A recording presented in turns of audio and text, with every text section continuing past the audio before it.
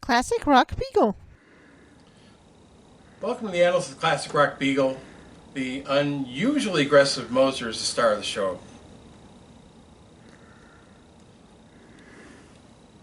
We review this. Moser, what's gotten into you?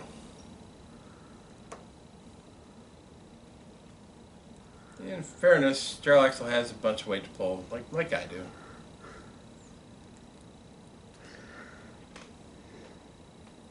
Well, cats are cute.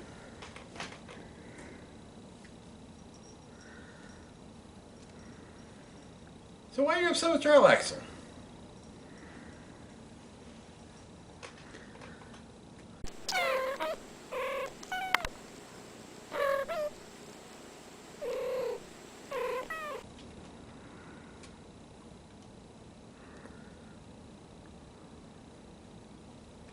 Staying up all night, race round the house at 3, show you my backside after nudging you to pet me.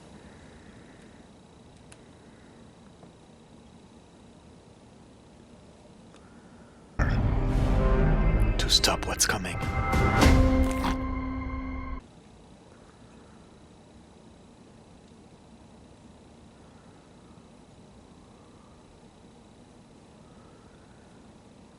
Don't blame Jarlaxle. We don't have... Oh. What? No! Oh, it's not your fault, Moser. I mean, we are a niche show.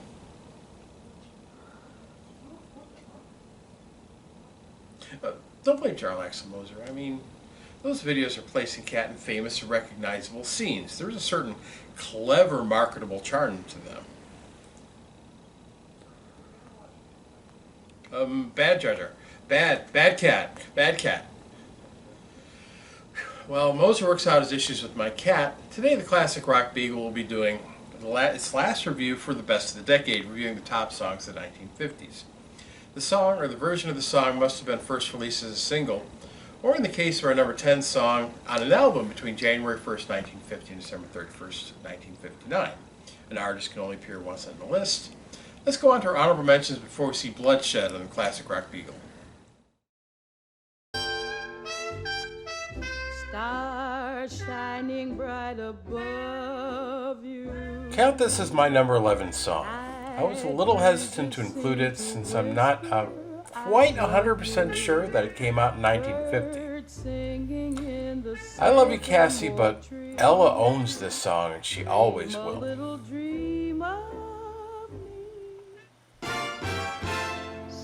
Interesting that this song made the episode. Patti Page, the same lady who recorded this. How much is that dog in the window? The one with the waggly tail. You Belong to Me has all the 50 schmaltz that I rail against. One thing that makes it stand out is an outstanding melodic line.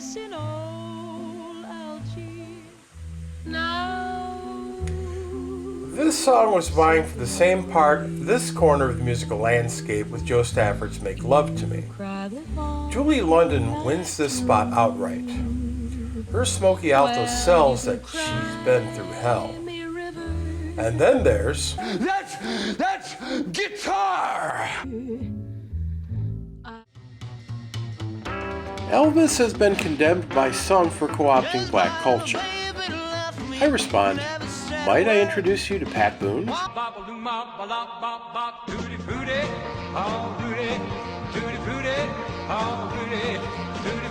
The 50s were chock full of posers. Save your wrath for them. Elvis got it. He successfully melded several genres together.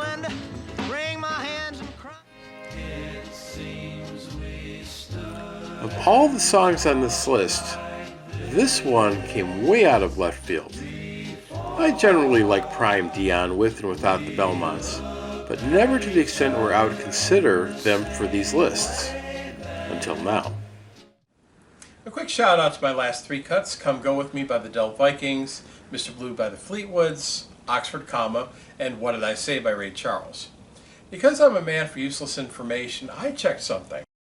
There were 30 musicians credited either as the artists or within credited bands or groups. Only 4 are still with us. 2 members of Dion and the Belmonts are still alive, the drummer from the band at number 7 and lead singer at number 5. They're all still alive. Everybody else is gone. Requiescant in pace. While we're talking about death, at number 10.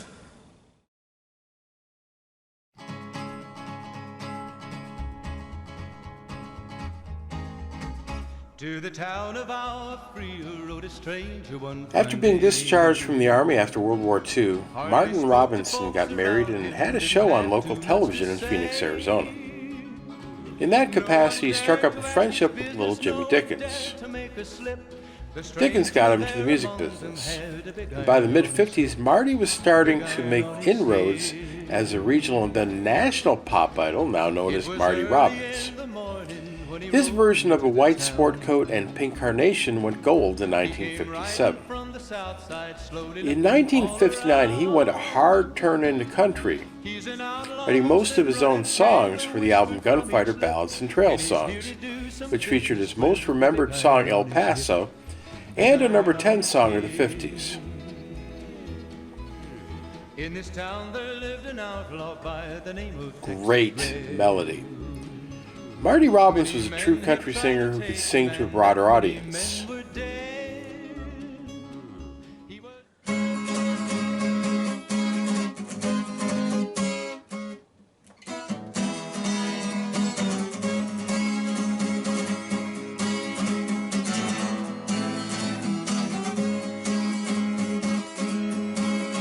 Unusual for the time, Robbins only uses the acoustic guitar and backing vocals to bring out the harmonic context for the melody.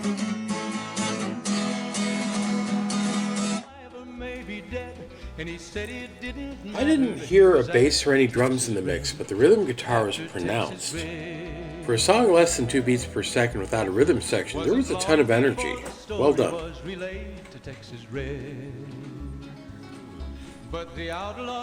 Not a lot to say about the form. Like Marty Robbins in his peak, he had oodles of story to fit in. I'll give him extra credit for getting all the story in there in less than 4 minutes. A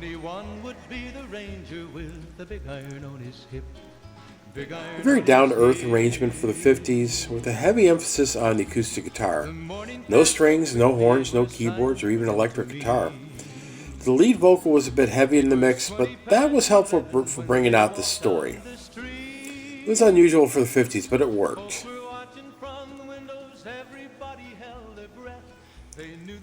Marty Robbins at his best was a storyteller. This is a story about a ranger going after a wanted man. And if you like westerns, this story will speak to you. But hell, I'm not big on westerns myself, but I enjoyed the story. Cash is one of the next to last cuts, making Big Iron the only country song to make my best of the 50s list.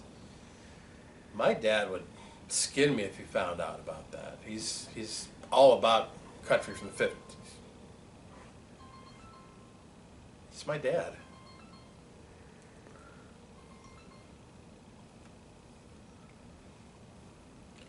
Hey, Dad. But Dad, I know. I'm sorry. I know it's such a disappointment. I know. Well, yes, Dad. Yes, Dad. Yes, Dad.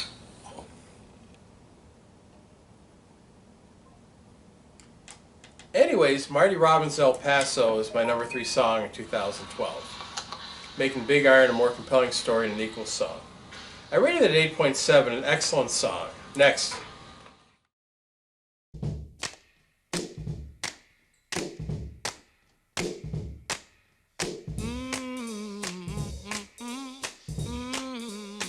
Thurston Harris rattled around Los Angeles vocal groups and started appearing on records in 1953. In 1957, Harris left his most recent group, the Sharps, and signed a solo deal with Aladdin Records. In his first single, he recruited his old Sharps bandmates to sing backup on his first single, our number 9 song. Great melody, great delivery. I wish we heard more from Harris.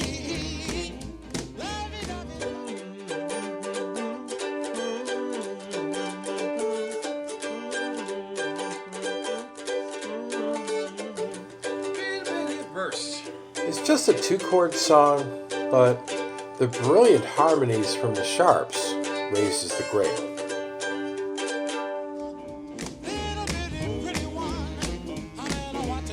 Fantastic energy. Until I measured the beats per minute, I would have guessed close to 135. The steady drums with claps amps the energy throughout.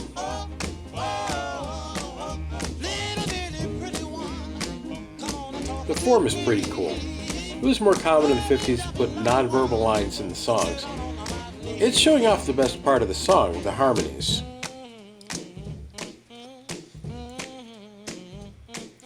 I love the vocal build-up in the beginning. The saxes and backing vocals are very effective, as is keeping the drums going on throughout the light vocal part.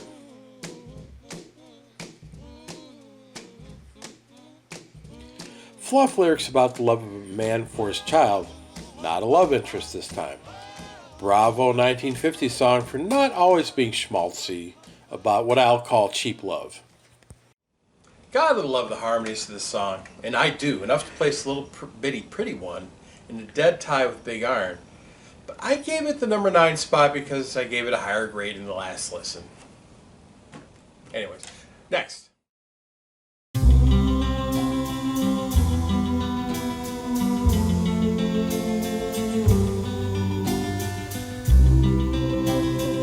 Earl Grant was in the military when he decided to put his musical training to work, playing gigs in local clubs.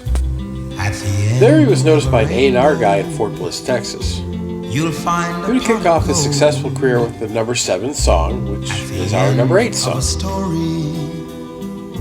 You'll find it's all been told.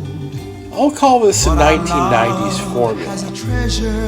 The song is on the list for fantastic melody, but the singer himself doesn't have a great voice to display it.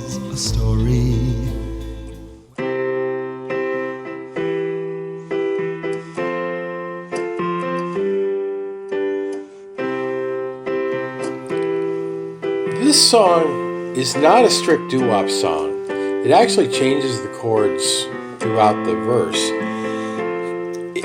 You actually use 6 chords while simulating a 4-chord doo-wop song.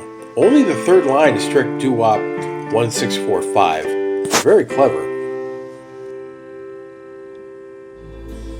Till the end. The rhythm is clearly 12/8 rock and roll, but with a light touch.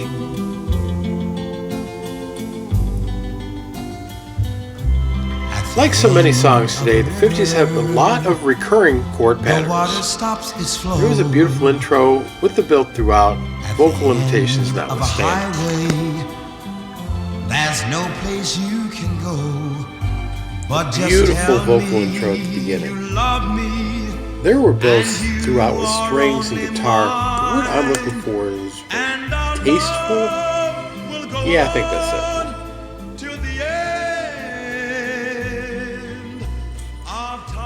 Again, sappy, sentimental lyrics, but it was beautifully poetic, so good job. To me, this is the biggest surprise of this episode. At first, I wasn't that impressed with this song, but it was such a beautiful song, I just couldn't resist. 8.7, an excellent song. Next. All of my love, all of my kissing, you don't know what you've been missing, oh boy. Oh boy, when you're with me, oh boy. Oh boy, the whole world can see that. Guitarist Buddy Holly and drummer Jerry Allison bounced around several Texas bands when the Three Tones went into the studio in 1956 to record a rockabilly album for Decca Records. After some very mild success, Holly reshuffled his band, added guitarist Nicky Sullivan to replace his very good friend and eventual replacement Sonny Curtis, and bassist Joe Maudlin. The result was the album The Chirping Crickets, released in November 1957, which established Buddy and the band on the very top of the rock and roll world. Their second single, Oh Boy, went to the top 10 in the US and the UK, and even number 15 in the R&B charts.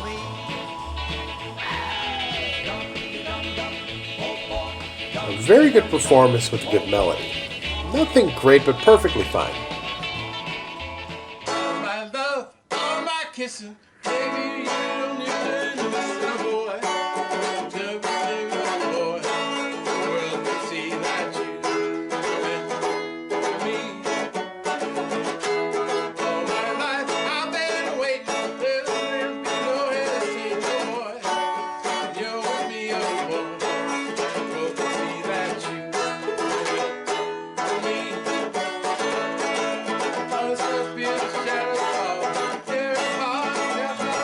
almost a straight 12-bar blues on the verses, a little more nuanced. The bridge is actually played in the dominant key, and the backing vocals provide good harmonic structure.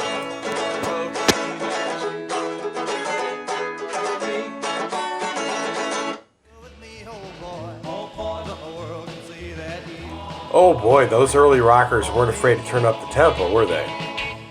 The hustle was not misspent here, as the song had the energy to support a tempo more than 3 beats per second. Props to bassist Joe Malden and drummer Jarlaxle, who is still with us, by the way. If you're watching, hello Jerry. Thanks for everything.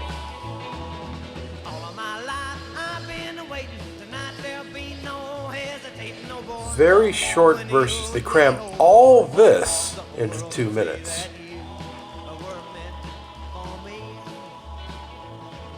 Great use of the backing vocals, and Buddy was an underrated guitar player.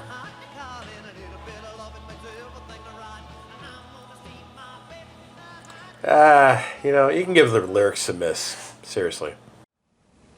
Believe it or not, the Crickets actually stayed together until 2016. Joe Malden passed away in 2014, but stalwart Sonny Curtis and Jerry Allison kept the band together for another 2.5 years afterwards. My favorite 50 songs of theirs made it to our number 7 spot, 8.8 out of 10. Another excellent song. Next.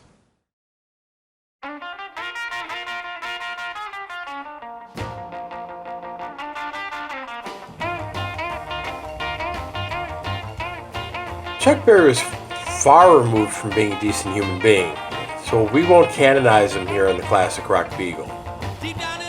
What we will do is give him the immense respect he deserves as an innovator and as a musician.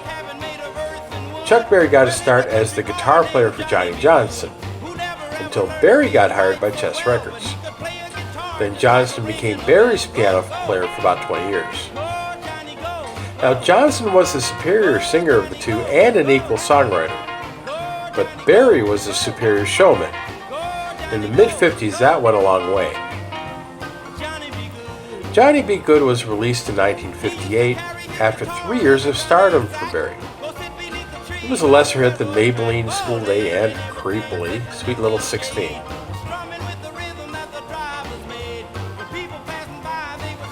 It's not melodically interesting, and Berry's not a great singer other than his articulation.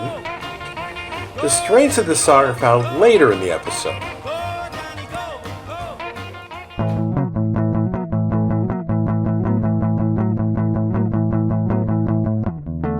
In itself, it's just a 12-bar blues in A. But here's an innovation. He played it in power chords. To my knowledge, he's the first to do that.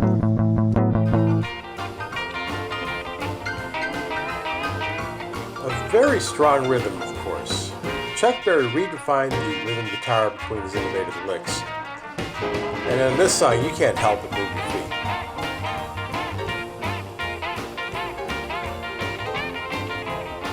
An extra point for 3 distinct verses. I love the way the verses go into the chorus.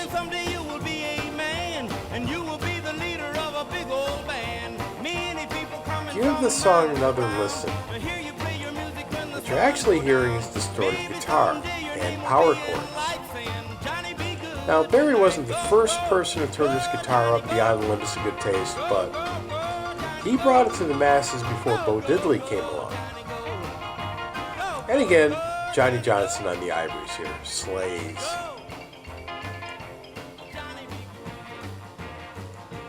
Lyrics, not a bad story about a po' boy done good by playing guitar. The story has a beginning, a middle, and an end. Chuck Berry's not the greatest songwriter, but good job here. Not great, just good. Johnny Be Good is probably the most influential song in the 50s. It was too obvious to pass it up and too danceable to want to. Johnny Be Good, 8.9 out of 10. Excellent again. So that was songs 6 through 10 from the best of the decade, from 1950s, along with the honorable mentions. Oh, so you two made up.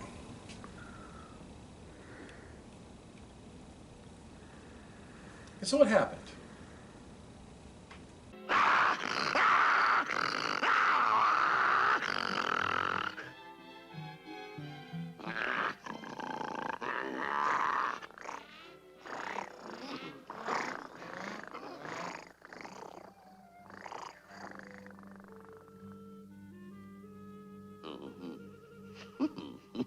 animal drama aside, I'm going to move on to episode 38 and loop back around to part 2 of the video for the top 5 songs of the 50s. If you liked the video, then mash up the thumbs up below. If you want to see more of Classic Rock Beagle, be sure to subscribe, leave a comment below, and as always, rock on.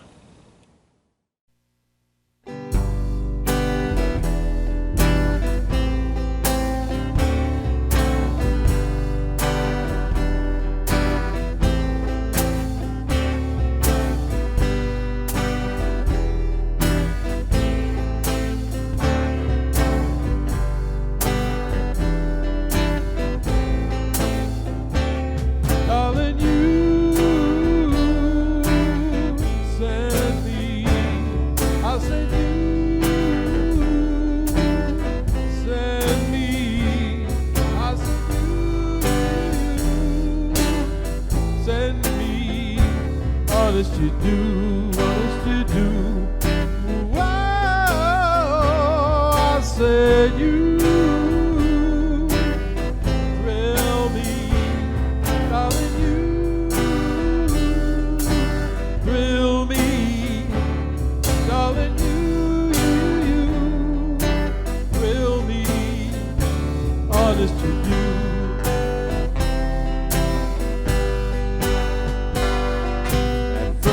I thought it was infatuation. Ooh, it's lasted so long. Now I find myself wanting to marry you and take you home. Oh, you send me, darling, send me, I said you send me, honest you do, honest you do.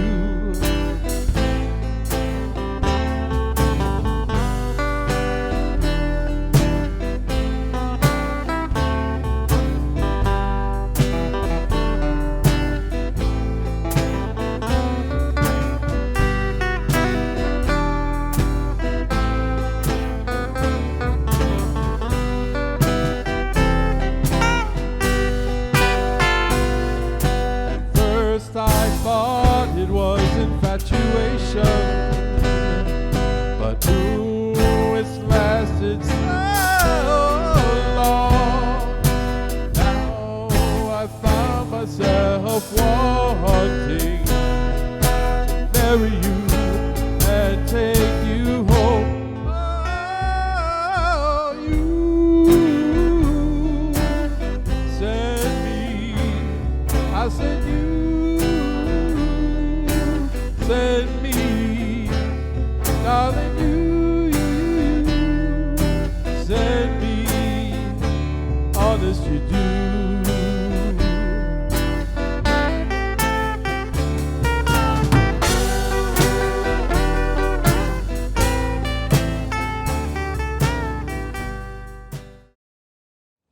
Scene 7, take 1. 1C tennis. Cash was one of my next to last cuts. Making Big Iron the only country song to make my best of the 50s list. My dad would be disappointed by that.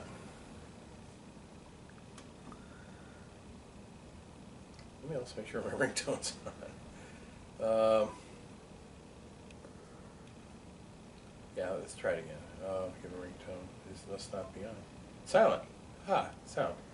Let's try it again. Okay. 3. Okay, do it. Okay.